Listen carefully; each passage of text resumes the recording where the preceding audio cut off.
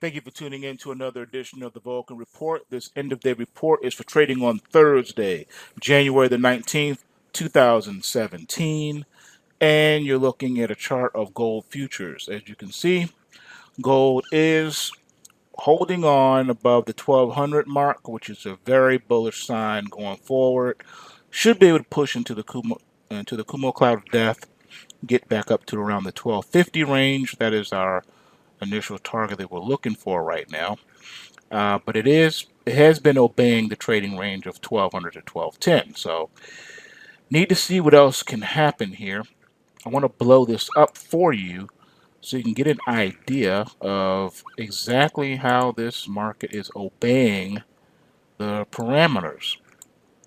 As you can see here, this is the bottom of the Kumo cloud, and this is exactly where price action has been taking place, which is also right below the initial trend line resistance. This is your short-term trend line resistance, and the orange line is your long-term trend line resistance. And as you can see, price has been obeying these areas. So the 1200 to 1210 range has been a true resistance level for gold prices. On the same weekly chart, you see silver has been acting the same exact way. And here we are below the Kumo cloud, so we're still in a bullish position and formation, but we're hitting against such strong resistance. It's going to take a lot to push through this. But rest assured, if we do push through this and get out of this Kumo cloud, we're off to the races, and it could be a monstrous rally that ensues. And also a trend change from bearish to bullish. I'm pretty excited about that. Let's wait and see what happens. All right, here, taking a look now at GDX. GDX is still well inside of the Kumo cloud. Let's get into the daily side. Blow this up for you. All right, as you can see here, it's well in the Kumo cloud on the daily chart. It has come off of the highs in the last couple of trading sessions, but we're just ebbing and flowing within the cloud here. Need to get outside the cloud and get a strong close above $24 in order to put an end to the downtrend and start a new bull run. So I'm excited to see what happens with that one. Let's take a look now at GDXJ. GDXJ is in a similar position. The only difference is that this one it fell outside of the Kumo cloud at the to the bottom, but it's bouncing off the trend line, so it's looking weaker than what the GDX would. I'm sorry, it's looking weaker than GDX if you look at GDXJ. So if we flip the script and go to JNUG now, that chart explains why JNUG is even more pronounced below the Kumo cloud and why it's sitting here at its secondary support level.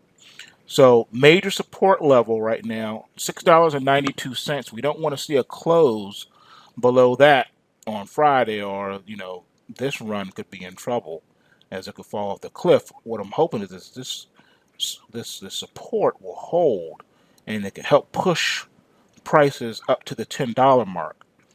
At least in doing that, that could serve as a catalyst to trigger other algorithmic processes to help push this out of the cloud and get a nice strong close around the $14 mark.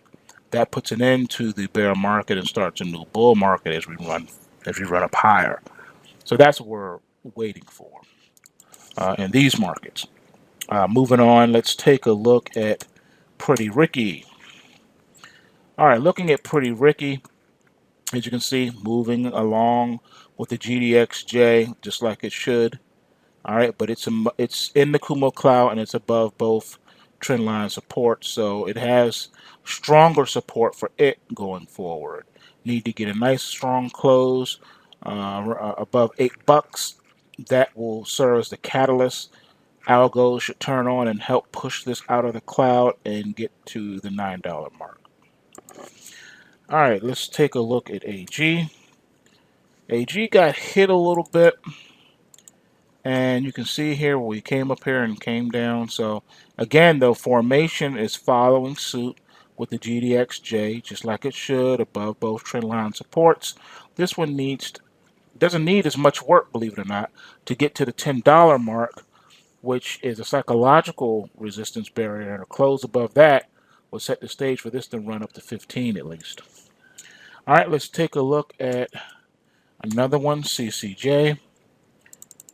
After running up the way it did, CCJ has pulled back.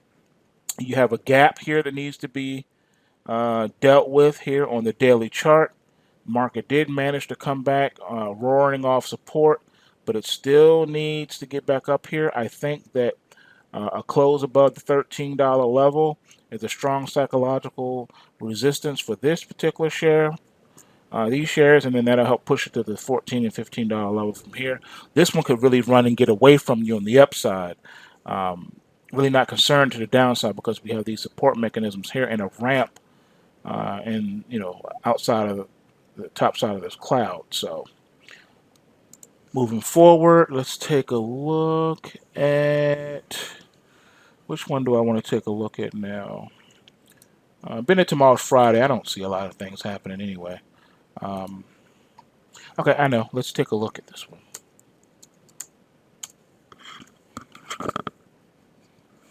All right, the dry ships. I know that there's a reverse split coming in this one. So, unsure where they're going to put the prices at on this one. It's, this chart is so jacked up. So, it could be repriced $8, $10, who knows. But it's going to be repriced tomorrow. So, we'll see what happens with that one. Let's see. There's another one. Let's see. Let's look at URA. All right, on URA, same thing that happened in the CCJ, pretty much. You got a gap and then you got a bounce. So CCJ is running with URA. All right, so there you have it on that one. So pretty much the same technical outlook, just different prices. We're looking at the $17 share price for this one and the upside resistance, psychological resistance on that one. All right, let's look at another one. All right, looking at NAC. NAC has now officially filled. We that gap we had, and now we filled. So the gap and fill process is done. This one's ready to rock. You see it close up near the highs of the session as well. This one's ready to rock. I think the $2.50 range is going to be a major support going forward. So $3, here we come now on the NAC. Nice, strong supports too along the way. $2.11 is the current support for this move. All right, let's look at TGB. And by the way, I think these are going to just be ready to take off next week. All of these shares. All right, same thing here. TGB, here we go. It's ready to rock. I think that the $1.25 is going to be the new support as we start to run the 140, 160, get up to the $2 mark. So this one has a lot of bullish momentum built into it, and I think this one's ready to rock as well. Let's see here. $1.04 is going to be the major support on this one. Going forward, you don't want to see a close below $1.04 tomorrow. And let's see what else I got here. Oh, okay. All right, URRE. Let's see here. All right, URRE, we had that gap on the way down here, and that gap has not been contended with, so I think we're going to best the $3 mark, at least fill that gap. If it's going to be a failed run here, then it will be, but it's going to get up to at least 3 first. But I think that there's some built-up energy in this thing. I think this is building a support around this $2 level. And I think he wants to head up to $4 or $5 a share. So this one, I got my eyes on this one. The whole uranium space right now, for the most part, is on fire and needs to be dealt with and watched. Let's see what else we got. All right, looking at the weekly time frame, you can see there's a wide $4 cloud coming. But if this thing can break into this Kumo cloud, it stands a really good chance of being able to actually feel this, just come right, shoot right out of here like a rocket and get the $10. So I'm excited about that prospect. So I'm going to be looking at this one also very closely coming next week, and I'm very interested to see how this is going to close out the week on tomorrow. All right, looking at the crude oil space, you can see we're still hanging up here in these lofty levels around the $52 handle. It looks like $52 is going to be a nice momentum level for this move. The $50 price is going to be the new strong support around this level here, so about $50. And let's see what this translates for us on the paper side. Let's look at ticker symbol DIG. And you can see DIG is coming off a little bit more. It's not, elongated consolidation. You've had 1, 2, 3, 4, 5, 6 weeks. This is the 6th down week in a row after 1, 2, 3, 4, 5 up weeks, followed by a continuation failure. So it's kind of just doing this move in the reverse, but it's not coming straight down like this went straight up. So it's kind of retracing this move here. It's just taking a while to do it, and then you got trend line support here. So I say this one's probably ready to try to run again and bounce back up to 47.5. Support right now, the strongest support is the 38.68. So as long as you don't get any closes below that, then you should be fine. All right. You need 3 closes below that in order to say the bull runs over and you're going to drop below the Kumo cloud. Back here, you almost came close to it. You had 1, 2 down weeks in a row, but then you managed to reverse that on the 3rd week. So as long as that is the continued mechanism going forward, I think it's a good call for oil prices to head higher. And believe it or not, let's take a look at the Dow. You can see here the Dow on the weekly chart is really hanging out up these levels too. It's just elongated here. It's just dragging out this consolidation outside of the Kumo cloud of death, and we have no direction. It's still bullish in its complexion. Now let's see if we can find anything different on the paper side of things. Let's see.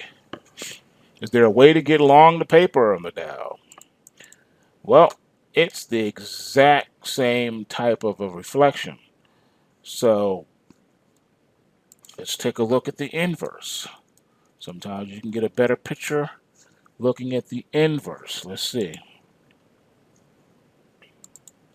And really, no, it's forming a base here on the inverse. Doesn't mean the floor can't drop out, but usually when you have an elongated situation like this, that's not the case. Let's look at the daily. Maybe the weekly is just... No, the daily's even worse. This is a very long, drawn out situation. Now, see, you did it here, but it was like slow, and then you hit lower. But this one's just elongating outwards and arching up. So we could see a pullback in the market, in the stock market. Just, looking at the ETFs, the inverse, as clues. Let's look at the NASDAQ 100. Let's see if that one holds any clues. Okay, this one holds none. This one says that this one could even go lower here. So no clue in the NASDAQ 100. Let's see about the... let's see here. Let's just look at the SPY on this one.